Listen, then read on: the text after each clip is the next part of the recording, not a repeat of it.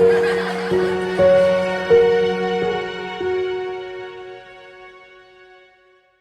everyone, welcome back to our channel.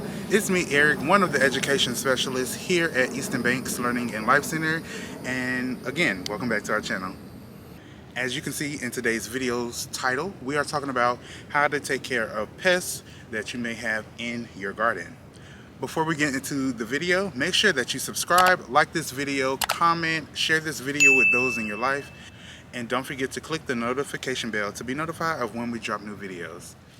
So there's different ways you can take care of pests in your garden, whether that be through physical means as in gates, cages like that, or through different types of organic or non-organic chemicals. For our gardens, we like to use organic materials that are derived from nature itself and from the environment, instead of using harmful chemicals that can have a detrimental negative effect on pollinators in your garden. Pollinators can be negatively affected by chemicals in your garden. That's why it's best to use them in the early mornings or in the late evenings. In today's video, we're just going to go through a short list of the products that we use in our garden to take care of pests and to keep our plants and our soil healthy. Our first product is neem oil. Neem oil is organic. This is the Captain Jack's Bonide neem oil that we have got from, I believe, Lowe's. You can get this product from Lowe's, your local gardening store, Home Depot, Amazon, anywhere they will be carrying this product. If you look at the back of your bottle, you'll see a label that provides more information on what neem oil is and how it can help your garden and the benefits of it. And like I said, certain products, if not all, even though they are organic, they still have a negative effect on your pollinators, like your bees, your bumblebees and honeybees. So, like I said, it's best to use very early in the morning or late in the evening while your bees, ladybugs, all your other pollinators, butterflies are not in your garden. And if they are in your garden, do not use this product while they are there. Don't use it in the treatment area. So if you have a raised bed where you have different produce like lettuce, green beans, tomatoes, things like that, and you're having a very bad pest issue, and there happen to be pollinators right there that you can see in that bed, don't use this product right then. Try to wait, like I said, late in the evening, because this product can affect them.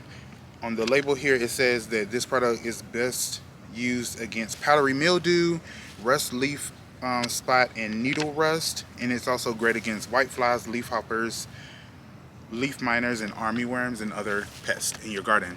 We like to use this and to keep down on the bad pests that we have in our garden, like stink bugs and hornworms. If you watch our previous video that we just dropped, you will see that we've had a pretty bad hornworm issue right on the other side of this greenhouse here on our tomato plants.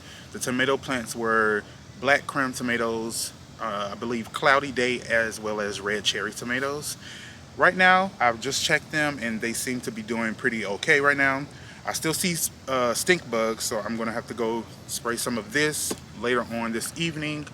But yeah, just try to make sure that you keep a schedule of this. You want to spray this every 7 days and keep a consistent schedule so that over time, as you continue to use this, the pests that you have in your garden will start to dwindle away.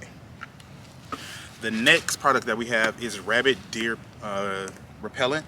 We like to use this at our community garden because there are a lot of woods on the perimeter of the garden, and they like to come, the deer and the rabbits like to come in to the garden to, you know, nibble and take part in the beautiful garden that we've created. And so we like to put this down. It's not harmful to any of the animals. It has peppermint and pepper scent and garlic scents to it. That way when an animal comes and smells it, it does not like that smell, and it will tend to leave the plants and everything around it alone. Alright, so we have two products from the Garden Safe brand. This one is the diatomaceous earth that we've used recently on our tomato plants where we had the hornworm issue, and this is the Slug snail bait. We use this on, I believe, mainly on our leafy vegetables like our kales and Swiss chard, because the snails really like that, and we've had a problem with that, I believe, in the beginning of spring when it was still cool outside in the early mornings and things like that. The slugs and snails like to nibble on our plants, so we had to put this out.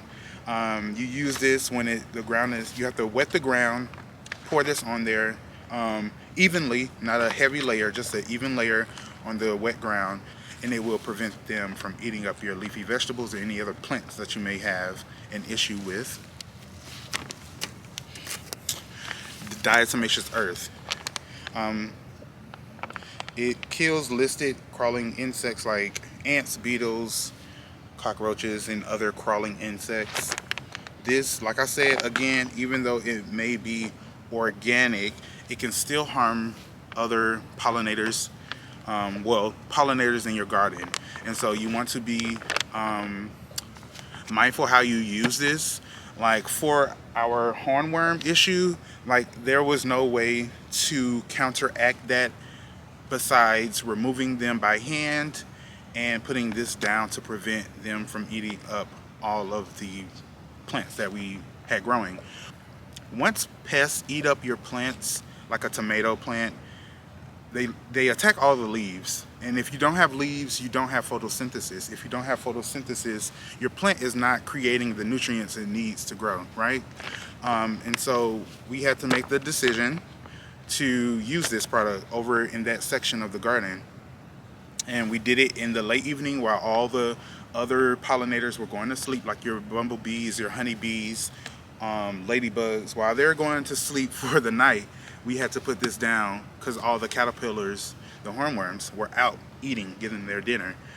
So we removed them by hand, tossed them over the gate, and made sure they passed away, and then put this down.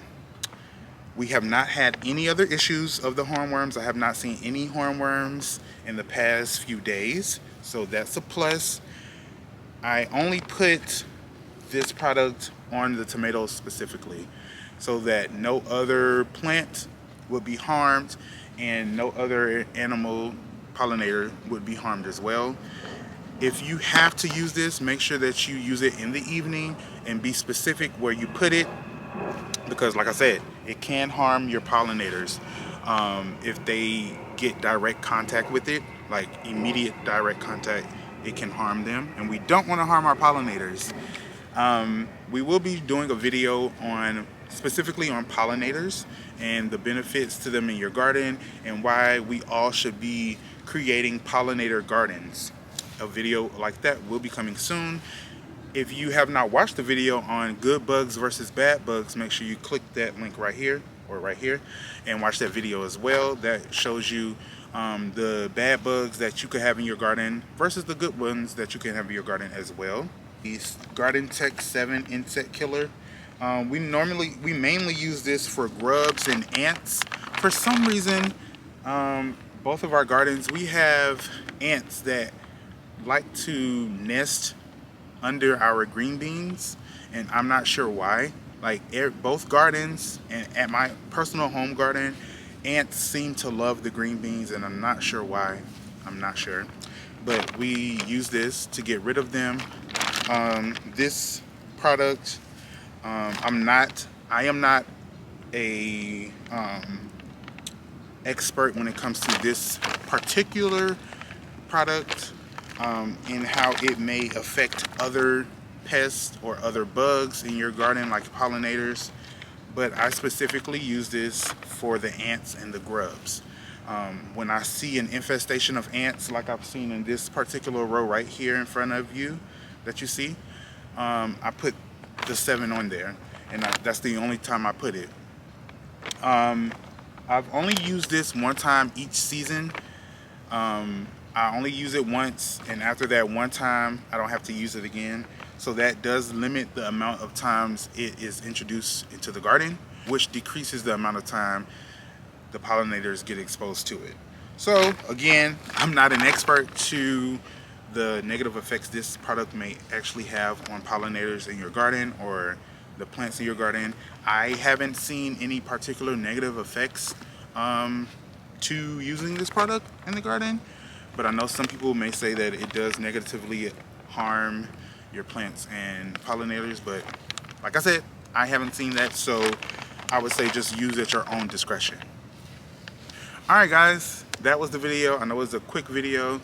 We just wanted to get more content out to you guys because it's hot and everyone's creating their gardens and growing their own food. So I know it's important for us to get you guys that content where we can provide some tips and some go-to practices for you all.